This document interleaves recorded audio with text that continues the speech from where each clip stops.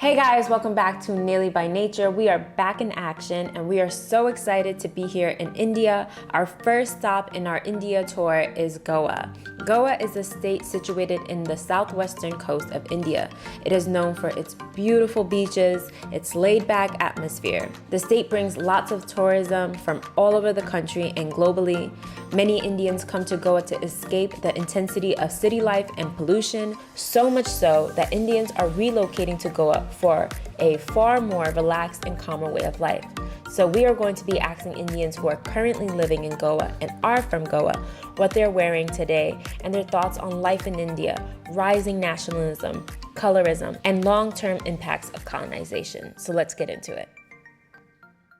What are you wearing today and what's the cost of what you're wearing? Okay, so funnily, this is borrowed from mom, stolen from mom, so $0.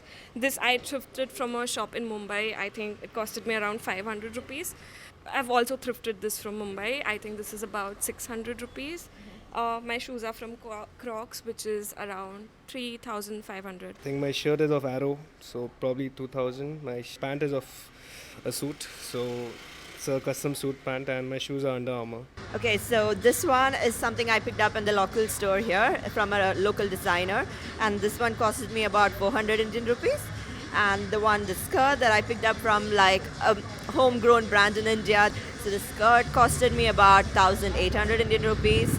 And my gladiators I picked up from like this leather, workshop here. That cost me about 2,000 rupees. Yeah. How much do you care about what you're wearing? I would say out of 10, 6, because it's also like a form of expression for me, like self-expression. I'm pretty conscious about what I wear.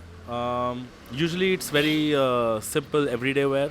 I'm not into anything that hurts the eye, anything very sharp. What do you care most about and why do you care about these things? So first comes family for me. So I care about them a lot, and actually I have a great friend circle in Goa, in my home city. So that's the second thing which I care about the most. But yeah, first comes family every time for me. I do care about how much products I use or buy on a day-to-day basis. If I can recycle, upcycle things in a creative way, I tend to do that. I would say equality and, giving equal respect to people in general, yeah. What do you think is the biggest issue India as a country is facing today? I think it's a lack of people's understanding of what this country is. Everyone wants to enforce their opinion, if it's regional opinion, language opinion, religious opinion, and people are failing to see the bigger picture of unity, because unity has much more power at the end of the day, and they don't understand that fact. People don't understand what India is, and they see that, okay, somebody coming from foreign is a much better person than actually understanding the people who are here are the actual gold over here. I would say discrimination and inequality in general regarding caste, gender, background, color, and all of that. I would say in a day-to-day basis, sometimes we pass on comments or judge people on the basis of these things without really realizing the harm it does to the other person in a broader scale.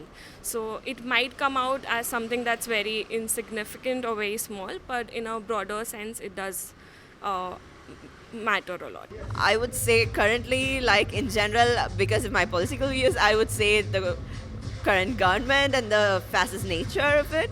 So that is a major threat to the country from people within itself. As a Goan, do you feel like Goa is specifically being exploited? Not really. The only reason that I feel is exploited. It's not exploited. At the end of the day, you'll see the same thing happening in other states, business, economy.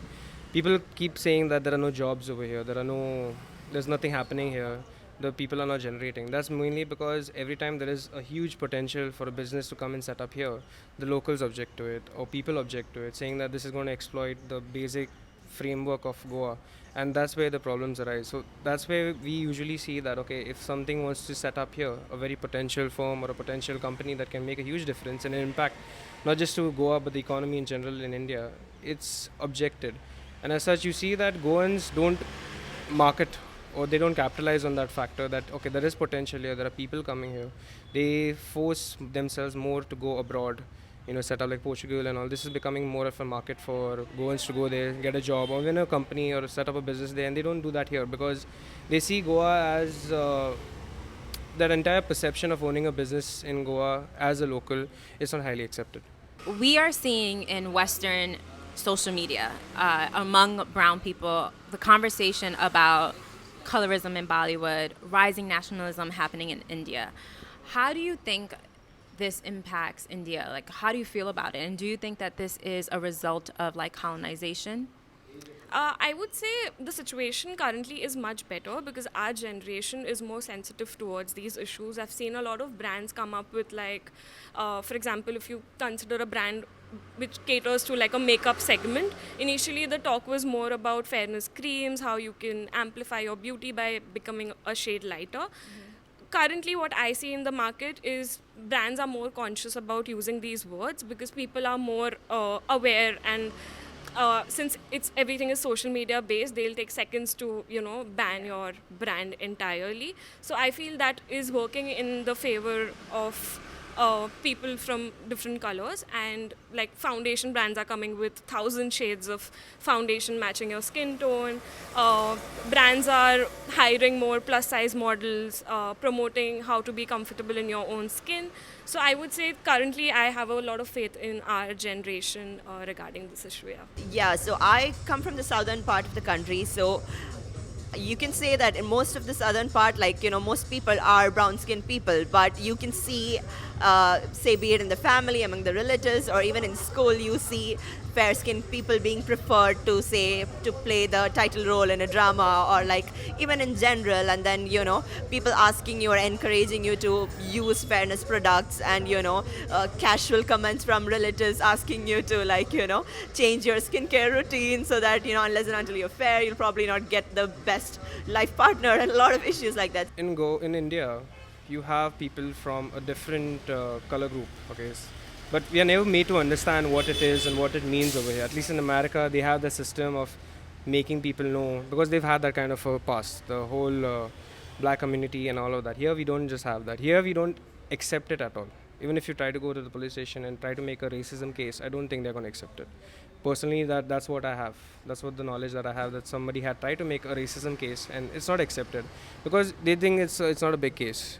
We worked with a lot of startups. I've seen that they really go deep into the color factor, especially in the marital base. They really consider the color factor. They see, really? Yeah, they really consider the color factor as. How do they consider it as? So it's the darker you are, the more expensive your marriage is. Basically, that's how they perceive a person of a darker color in India. If you didn't know about it, so it's more. So there are basically. Expensive in what way? It's more like the dowry is more. Burden. Yes, a burden. So a darker shaded girl is more of a burden. It doesn't apply to a guy necessarily. It usually applies to the girl, and that's what we've always noticed. How do you feel as a dark-skinned brown man who doesn't have to face that? How do you feel that way about? It's a two-sided world. At the end of the day, it's a two-sided world. No matter what you have, no matter what you feel, it can't be changed as such, because nobody's accepting it. At the end of the day, nobody's accepting it. It's being accepted by. It's not being accepted by the current by the previous generation, because they feel that dark skin girl, not a good thing to have. Do you think India is still working through the impacts of colonization?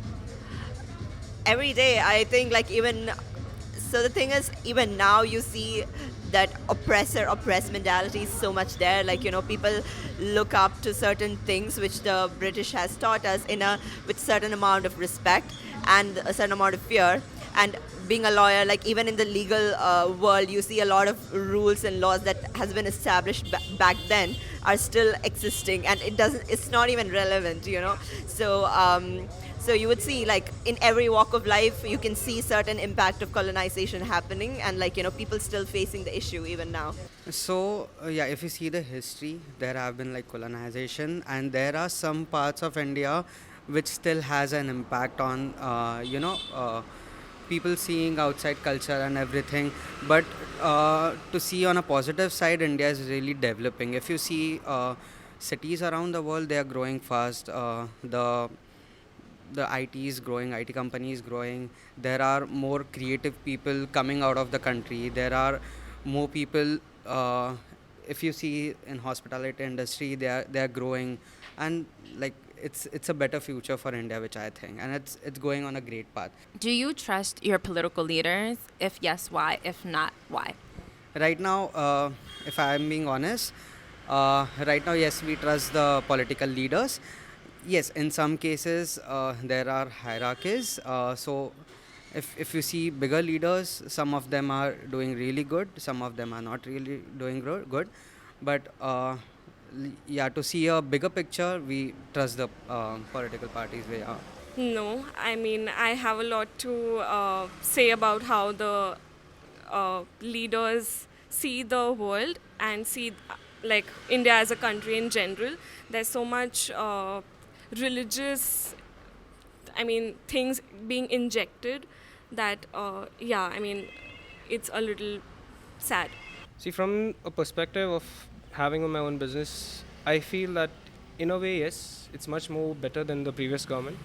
But of course, the way the government is, it's highly oriented towards making sure that they have power, cashing on the insecurities of people, which right now is religion, caste systems, and all of that. And maybe if you just eradicate that one part, yes, I like how the business sector is, but as a community, I don't think the government right now is very focused on this because they're very oriented towards certain communities only of pushing them ahead and making sure that they are in the front line.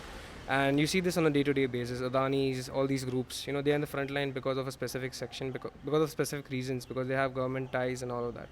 But as a improvement, yes, there is somewhat of an improvement as compared to before in terms of infrastructure, but in terms of quality of living and inflation for the general public, for the lower public, I don't see much difference for that.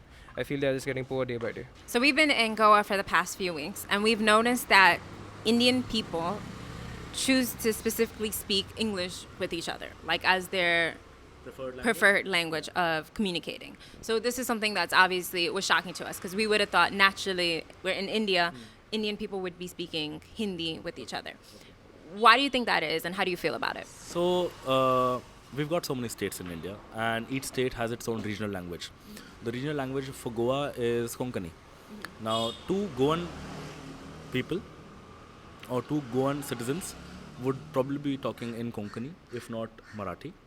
But since Goa is so diverse, inviting people from all over India, probably even across the globe, we've got diversity in not in terms of only Indians, but in terms of the world population.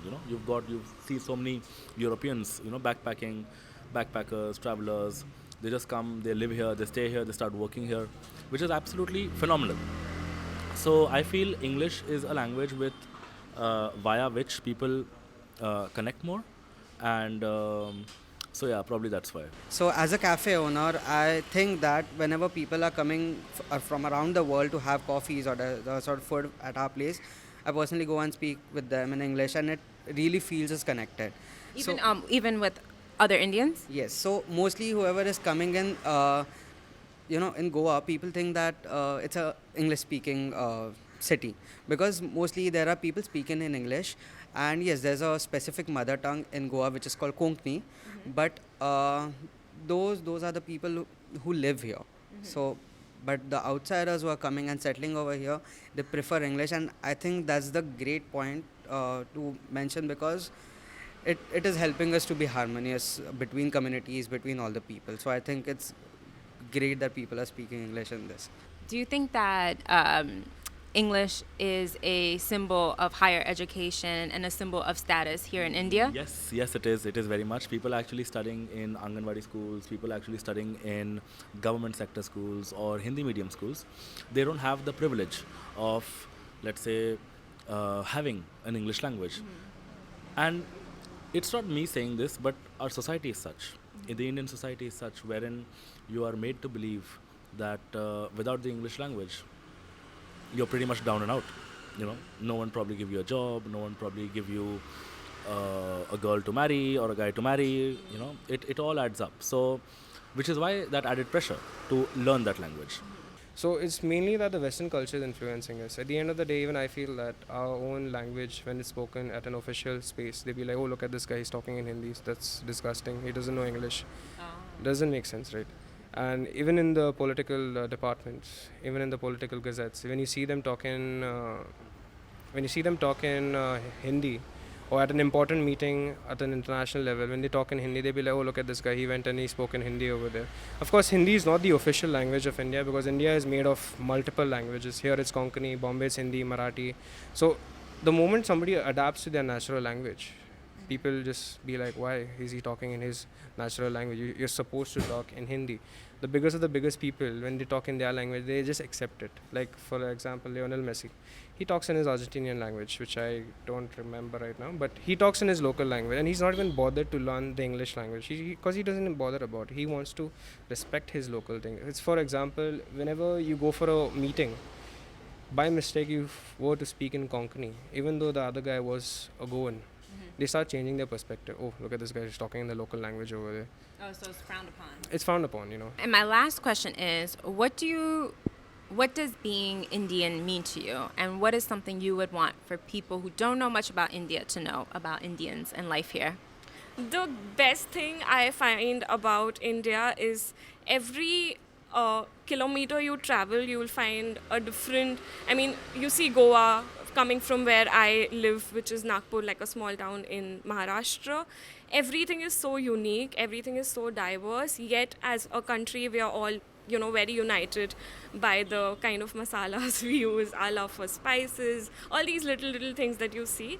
So, I find it very fascinating that, so if you ask 5 Indians what they eat for breakfast, their answers will be different. Yet, when you see them abroad or when you meet them otherwise casually, we are all united by like the little things that we love. I feel very proud to be an Indian, first of all, and I think there are a lot of people in India who are into creative background, who are into, they are just following their passions.